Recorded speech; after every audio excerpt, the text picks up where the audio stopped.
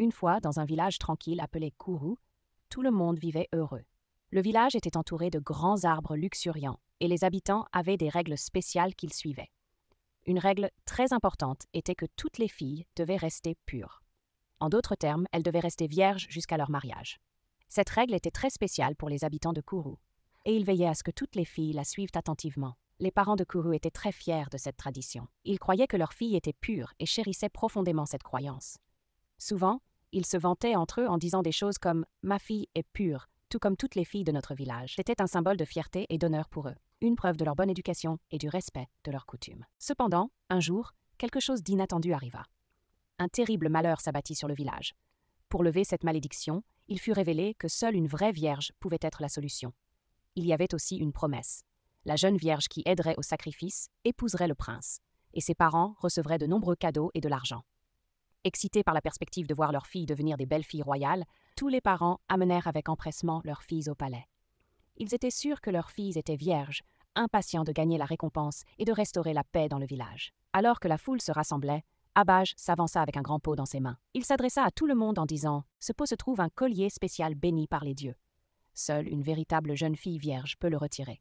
C'est l'épreuve que les dieux nous ont donnée pour trouver celles qui porteront le sacrifice. » Les filles se mirent en ligne, nerveuses, tandis que leurs parents regardaient avec confiance. Une par une, les filles plongèrent leurs mains dans le pot, mais à chaque fois, elles n'en ressortaient rien. L'air devint tendu. La première fille essaya, puis la deuxième, et ainsi de suite. Chaque fille ressortit bredouille. Les murmures dans la foule devinrent de plus en plus forts. Puis vint le tour des filles du chef, connues pour leur grâce et leur beauté. La première fille s'avança avec confiance, mais elle non plus ne trouva pas le collier. La deuxième tenta aussi, sans succès. Enfin, la plus jeune fille plongea ses mains dans le pot, tremblante, mais elle ne trouva rien non plus. Les villageois étaient stupéfaits. Des chuchotements remplissaient l'air. Comment est-ce possible? Même pas les filles du chef? Les anciens échangeaient des regards inquiets, perplexes et préoccupés. Ils avaient toujours cru que les filles du village étaient pures, respectant les traditions qu'ils chérissaient. Mais maintenant, il semblait que quelque chose avait terriblement mal tourné. La nouvelle de l'échec du test s'est rapidement répandue dans le village, provoquant incrédulité et choc. Les filles ont commencé à crier « Pas notre faute, c'est à cause de tante Izim ». Des rumeurs se mirent à circuler, attirant l'attention sur Izim, l'étrangère venue de la ville. Les villageois commencèrent à murmurer, la blâmant pour le chaos et le malheur qui s'étaient abattus sur leur paisible village. Une vieille femme murmura « Elle est venue ici et a tout changé ». Un autre villageois acquiesça « Izim a apporté les manières de la ville dans notre village. Elle a fait oublier aux filles qui elles étaient. » Et ainsi commença l'histoire. Il y a très longtemps, une fille nommée Izim vint rendre visite à sa tante dans le village de Kourou. Izim venait de la grande ville et elle était très belle. Elle portait toujours des vêtements brillants et révélateurs qui attiraient tous les regards. Izim marchait dans le village avec confiance, comme si elle était une reine, et tout le monde la remarquait, surtout les hommes. En la voyant passer, les hommes chuchotaient « Waouh, regardez-la, elle est si belle !» Les filles du village la regardaient aussi. Elles admiraient la façon dont elle s'habillait et marchait, souhaitant pouvoir être comme elle. « Je veux porter des vêtements comme Izim », dit une fille. Une autre ajouta « Elle a l'air si sûre d'elle et jolie ». Les filles du village ne connaissaient pas bien Izim, mais elles étaient fascinées par elle. Elles aimaient sa différence et son allure excitante. Elles commencèrent à se demander ce que cela ferait d'avoir toute l'attention qu'Izim recevait. « Izim est trop cool », s'exclama une fille. « Je veux être comme elle ». Elles l'observèrent attentivement, espérant en apprendre plus sur elle et peut-être devenir comme elle un jour. Mais elles ne savaient pas qu'Izim avait un secret qui allait tout changer dans le village. Izim avait un secret que personne au village ne connaissait. Les hommes qui admiraient sa beauté lui donnaient des cadeaux et de l'argent. Mais ce n'était pas seulement parce qu'elle était jolie. Izim rencontrait ces hommes en secret et en échange de leurs cadeaux, elle passait du temps avec eux d'une manière que le village n'aurait pas approuvée. Un jour, Asabi, la fille du chef, devint curieuse. Elle voulait savoir pourquoi Izime semblait toujours avoir de nouvelles choses et de l'argent. Asabi décida alors de suivre Izime discrètement pour découvrir ce qui se passait. Elle vit Izime rencontrer un homme dans un endroit caché. Ensuite, Izime s'en alla avec un petit sac rempli d'argent. Asabi fut surprise et pensa « Alors c'est ça le secret d'Izime. Les hommes lui donnent des cadeaux pour être avec elle. » Elle se demanda si elle aussi pouvait recevoir des cadeaux. Asabi avait toujours été une fille sage, suivant les règles du village. Mais maintenant, elle était curieuse. Elle voulait se sentir spéciale comme Izime. Le lendemain, Asabi vit un jeune marchand qui la regardait depuis un moment. Elle décida d'essayer ce qu'elle avait vu Izime faire. Asabi parla avec le marchand et accepta de le rencontrer en secret. Le marchand lui donna des cadeaux et de l'argent, tout comme il l'avait fait avec Izime. Asabi était excitée et se sentait spéciale. « C'est si facile, » pensa-t-elle. « Je peux avoir de jolies choses aussi. » Elle avait l'impression d'avoir découvert quelque chose d'incroyable et était impatiente d'en parler à ses amis. Mais elle ne savait pas que ce secret allait causer de grands changements dans le village. Asabi ne put garder sa découverte pour elle. Elle raconta à ses amis le secret d'Issim et comment il était facile d'obtenir des cadeaux et de l'argent des hommes. Tout ce que vous avez à faire, c'est passer du temps avec eux, et ils vous donnent de belles choses, expliqua Asabi. Ses amies furent d'abord choquées, puis curieuses. Bientôt, d'autres filles du village commencèrent à suivre l'exemple d'Issim. Elles se mirent à porter du maquillage et à s'habiller de façon à attirer l'attention des hommes. Elles voulaient se sentir spéciales et recevoir des cadeaux, tout comme Issim et Asabi. Elles chuchotaient entre elles. Si Issim et Asabi peuvent le faire, pourquoi pas nous? Issim remarqua le changement chez les filles du village et y vit une opportunité. Elle commença à organiser des rencontres entre les filles et les hommes, prenant une part des cadeaux et de l'argent que les filles recevaient. Issim leur dit « Je vais tout organiser, et tout ce que vous avez à faire, c'est être gentil avec les hommes. » Les filles du village commencèrent à suivre les instructions d'Issim. Les filles aimaient l'attention et les cadeaux qu'elles recevaient des hommes. Elles se sentaient spéciales et appréciaient les nouvelles choses qu'elles pouvaient acheter avec l'argent. Elles ont commencé à oublier les traditions importantes du village qui consistent à rester pures et à se respecter elles-mêmes. L'excitation de recevoir de l'argent, les filles pensaient qu'elles ne faisaient que s'amuser, mais elles ne se rendaient pas compte des problèmes qu'elles rencontraient. Le secret se répandait et changeait le village d'une manière inattendue. Au fil du temps, de plus de filles du village ont commencé à participer à des réunions secrètes avec les hommes. Ce qui avait commencé comme quelques filles cherchant des cadeaux est devenu une pratique courante. Les filles rencontraient les hommes non plus seulement pour les cadeaux, mais pour l'attention et l'excitation qu'ils leur apportaient. Elles se sentaient admirées et spéciales, et ce sentiment est devenu plus important que les cadeaux eux-mêmes. Les anciens du village et les parents n'avaient aucune idée de ce qui se passait, et continuaient leur vie quotidienne en croyant que les traditions du village étaient toujours respectées. Les anciens parlaient souvent de l'importance de la pureté et du respect, pensant que les filles écoutaient et suivaient leurs traditions. Elles ne savaient pas que la tradition qui voulait que les filles restent pures jusqu'au mariage était en train d'être rompue. Les filles gardaient le secret bien caché. Elles agissaient normalement en présence de leur famille, elles assistaient aux réunions du village et participaient aux tâches quotidiennes. Mais derrière les portes closes, elles vivaient une vie différente qui allait à l'encontre de tout ce que le village représentait. Le tabou de rencontrer des hommes en secret était devenu une norme parmi les filles du village. Elles ne ressentaient plus de honte ou de culpabilité pour leurs actions. Au lieu de cela, elles le voyaient comme un nouveau mode de vie qui leur donnait de la liberté et de l'attention. Elles s'étaient éloignées des valeurs qu'on leur avait enseignées, et les traditions autrefois solides du village s'effondraient tranquillement sans que les anciens et les parents s'en aperçoivent. Un jour, quelque chose de terrible est arrivé. Les plantes commencèrent à se dessécher et leurs feuilles à brunir. Les animaux, habituellement si pleins de vie, commencèrent à tomber malades et à mourir. Pire encore, les villageois eux-mêmes commencèrent à souffrir. De nombreuses personnes tombèrent malades avec des symptômes étranges que personne n'avait jamais vus auparavant. Les joies étaient effrayés, ces Confucius ne savaient pas ce qui causait ce malheur. Ouden, ils avaient toujours suivi leurs traditions, c'est respecter les dieux, ou du moins le pensaient-ils s'ils cherchaient désespérément de réponses. Ils décidèrent de rendre visite à l'oracle. Agash, qui était connu pour sa sagesse et ce lien avec le monde spirituel, les anciens prirent la parole en premier pour expliquer la situation et demander à Agbaji ce qu'il pouvait faire pour stopper la malédiction. Agash écoutait attentivement, les yeux fermés, comme s'il était plongé dans ses pensées. Après un long silence, il parla enfin. « Les dieux sont en colère, dit sa voix solennelle.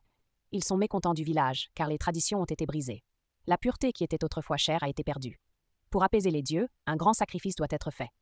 2 jeunes filles vierges doivent porter le sacrifice à l'autel sacré. » Les villageois sursautèrent. L'idée d'un sacrifice était sérieuse, mais encore plus la mention de jeunes filles vierges. Le village, les anciens qui avaient toujours cru que toutes les jeunes filles étaient pures, semblaient inquiets. Ils croyaient que leurs traditions avaient été respectées, mais maintenant ils n'en étaient plus aussi sûrs. Agash continua. « Le sacrifice doit être fait dans les 2 jours, sinon la malédiction se renforcera et le village souffrira davantage. » Les villageois quittèrent la maison d'Ab, le cœur lourd d'inquiétude. Ils savaient qu'ils devaient agir rapidement pour trouver 2 jeunes filles vierges pour le sacrifice. Le village s'était toujours enorgueilli de la pureté de ces jeunes filles. C'est ainsi que le lendemain matin, le crieur public traversa le village en faisant sonner sa cloche et en criant « Toutes les jeunes filles, venez au palais !» Sa voix résonna dans les rues, et bientôt, chaque famille entendit l'appel. Les villageois savaient qu'il s'agissait du sacrifice important dont Akbar avait parlé. Le lendemain, toutes les jeunes filles et leurs parents vinrent au palais, et quand Agbaji fit passer le test du pot de la Vierge à toutes les jeunes filles, ils découvrirent qu'aucune jeune fille du village n'était encore vierge. Issim les ayant toutes transformées en prostituées, la voix d'Ab a rompu le long silence de l'histoire. « Les dieux voient tout », a-t-il dit. Gravement la colère est claire, nous devons continuer la recherche, car sans le sacrifice, la malédiction ne sera pas levée. Les villageois ont réalisé la gravité de l'appel. Les parents d'Iséa, qui vivaient en ville, apprirent bientôt que leur fille avait causé des problèmes. Ils furent choqués et honteux. Son père, un homme sévère qui croyait en cette discipline, était furieux. Nous aurions dû mieux l'élever, dit-il d'une voix pleine de regret. Nous avons été trop indulgents, et maintenant, elle nous fait honte. La mère d'Iséa, qui avait souvent défendu les actions de sa fille, ressentant une profonde tristesse. J'aurais dû être plus stricte, admit-elle. Je lui ai laissé faire ce qu'elle voulait parce qu'elle était notre enfant unique. Maintenant, regardez le désordre qu'elle a causé. Alors que les villageois continuent de parler, Isim ressentit le poids de leurs reproches.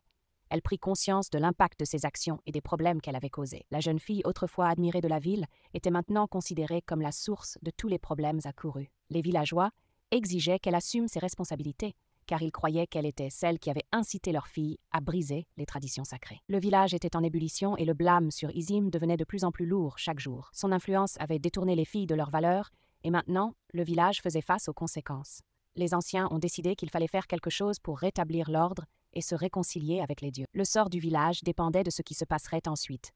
Et tous les regards étaient tournés vers Isim pour voir comment elle ferait face aux conséquences de ses actes. Les anciens et les villageois se sont réunis pour décider de ce qu'il fallait faire.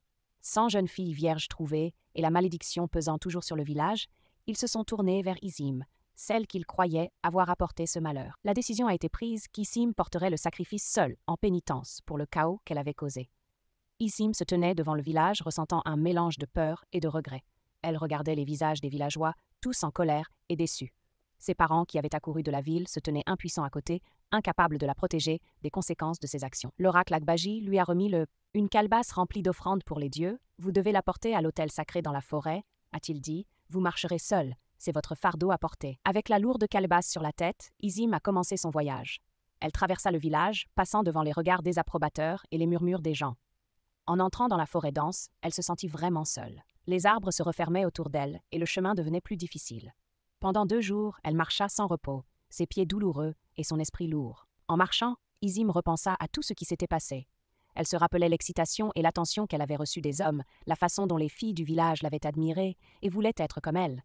Elle réalisait maintenant à quel point cette attention avait été superficielle et éphémère. Cela les avait tous détournés des valeurs et des traditions qui avaient gardé le village sûr et heureux. Des larmes coulaient sur le visage d'Isim alors qu'elle avançait avec peine. Elle ressentait un profond regret pour le mal qu'elle avait causé, non seulement à elle-même, mais à tout le village. Elle comprenait désormais. Maintenant que ses actions avaient des conséquences, et que ces conséquences avaient causé la souffrance de tous, enfin épuisée et fatiguée, Isim atteignit l'autel sacré au plus profond de la forêt. Elle y plaça la calebasse et s'agenouilla devant, implorant les dieux pour obtenir le pardon. Elle pria pour que la malédiction soit levée et pour que le village retrouve la paix. À cet instant, Isim ressentit tout le poids de ses actes et la douleur qu'ils avaient causée. Lorsqu'elle se releva pour partir, un sentiment d'acceptation silencieuse s'empara d'elle. Elle savait qu'elle devait affronter ce qui allait arriver avec courage, même si cela signifiait être séparée de sa famille et de la vie qu'elle avait connue autrefois. Le voyage d'Isim n'était pas simplement physique, c'était un voyage de réalisation et de repentance. Et elle espérait que d'une manière ou d'une autre, le village pourrait guérir des blessures que ses actions avaient causées. Après avoir terminé son voyage, Isim retourna au village. Alors qu'elle traversait la forêt pour regagner Kourou, elle remarqua un changement dans l'air. Les villageois s'étaient rassemblés, la regardant avec un mélange de soulagement et de colère persistante. Les plantes qui s'étaient flétries commencèrent à montrer des signes de vie à nouveau, et les animaux malades commencèrent à se rétablir. La malédiction avait été levée, mais les conséquences pour Isim étaient loin d'être terminées. Les anciens se tenaient devant le village et Agage parla. « Les dieux ont accepté le sacrifice, annonça-t-il. La malédiction est levée, mais Isim doit faire face aux conséquences de ses actes. Elle n'est pas autorisée à quitter le village pendant 12 ans. Durant cette période, elle sera responsable de porter tous les sacrifices aux dieux. » Les villageois murmuraient en accord, soulagés que la malédiction soit terminée, mais ils gardaient toujours de la rancœur envers Isim. Comme partie de sa punition, Isim reçut une petite cabane près du sanctuaire, isolée du reste du village. Les villageois l'évitaient, et elle était traitée comme une paria. Isim passait ses journées à accomplir ses devoirs, portant des sacrifices et entretenant le sanctuaire. Elle vivait dans la solitude, réfléchissant aux choix qu'elle avait faits et aux vies qu'elle avait affectées. La fille autrefois vive et joyeuse de la ville n'était plus que l'ombre d'elle-même, accablée par le poids des conséquences. Tout en réfléchissant à ses actions passées, le village s'efforçait de restaurer ses traditions.